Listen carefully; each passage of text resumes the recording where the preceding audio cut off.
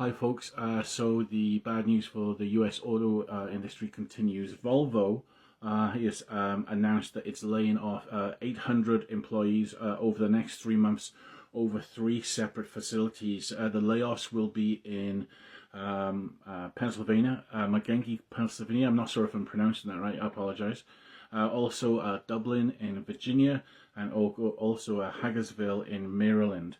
Volvo is citing market uncertainty due to Donald Trump's tariffs as the reason for the layoffs. This source came from Yahoo Finance, folks. My name is Nick. Hello everyone, and welcome back to our channel. We're so happy to have you here with us once again. If you're new here, or if you've been watching but haven't yet subscribed, please go ahead and hit that subscribe button, drop a like, and leave a comment to let us know your thoughts. Your support truly means the world to us, and helps us keep bringing you more insightful updates like this one. Now let's dive into today's major story. Section 1. Volvo lays off workers due to tariffs.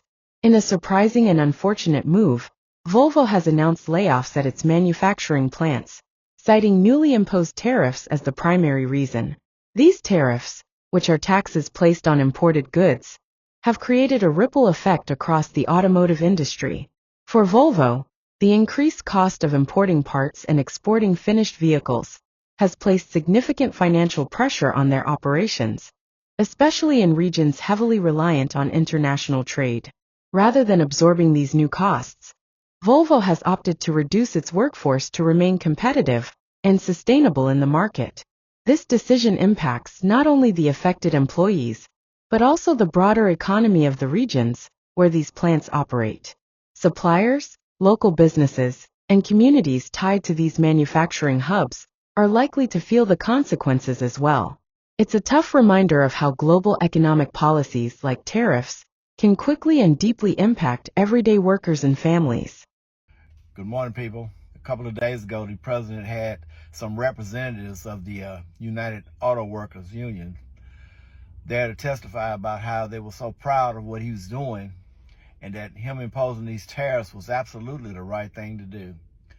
Well, I wonder how they felt yesterday when Mexico and Canada laid off 1,000 U.S. auto workers across the country. It's what you call fuck around and find out. I'm in the barbershop today. I'm getting out the chair. A dude came in. He said they laid off 30% of my fucking company because of tariffs. We looked. We said, God damn. We said, did you make it? He said, yes, I'm good. 30% of the company, right? So that has to be a startup of some sort. But just think about 30% of your workforce getting clipped because whatever industry company he works for is getting they're getting abused that much by these tariffs. One thing that I always say about corporate layoffs is once that stock price really starts to go down, that's the first indicator, right? Investors, shareholders, they want to see a change. And the easiest thing to get off them books is employee salary. So you get clipped. The second thing, I'm not a tariff expert on the industries and all of that, but yeah, that's actually going to cause hell. A lot of it. Is Trump's tariffs already working? Don't scroll past this video because you're going to want to hear this. Stellantis, the maker of Ram pickup trucks, has just announced that they are laying off 900 people and shutting down 2 plants in Canada and Mexico because of Trump's tariffs. And that's what you're going to hear on the news today, okay?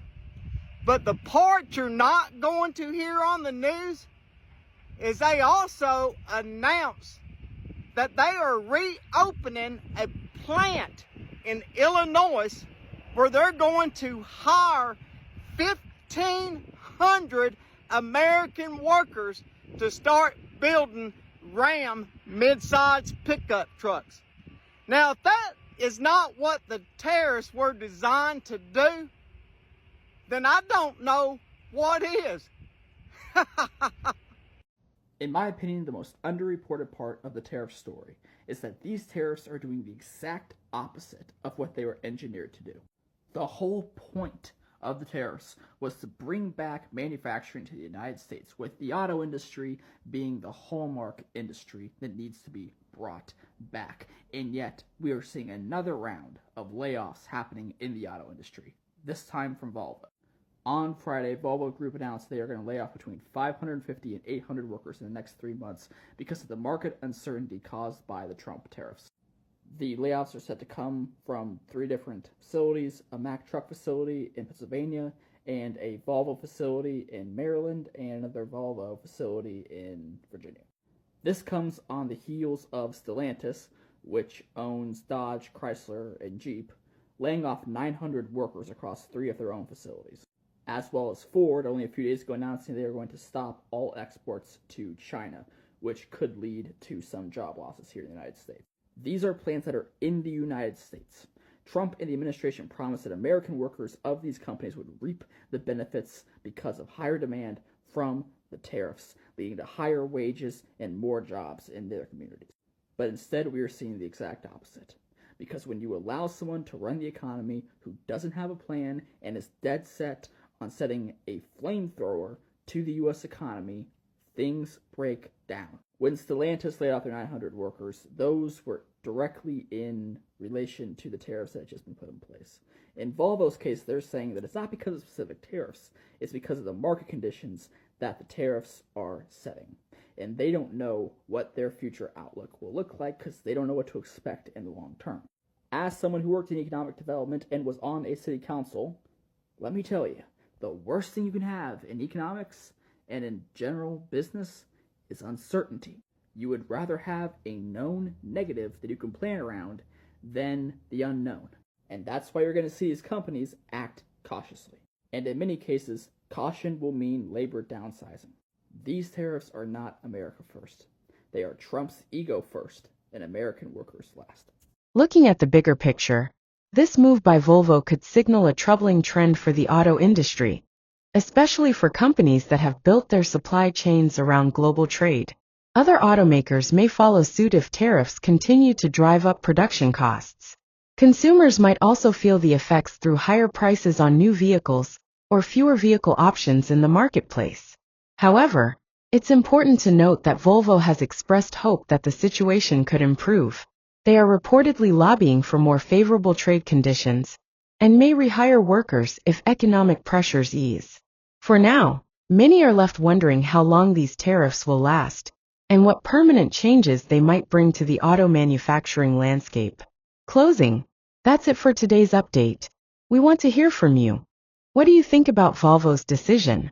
Do you think tariffs are necessary to protect local industries? Or are they hurting workers more than helping? Drop your thoughts in the comments below. And once again, if you enjoyed this video and want to stay updated on stories like this, please make sure you like, comment, and subscribe to our channel. Thanks for being part of our community. We'll see you in the next one.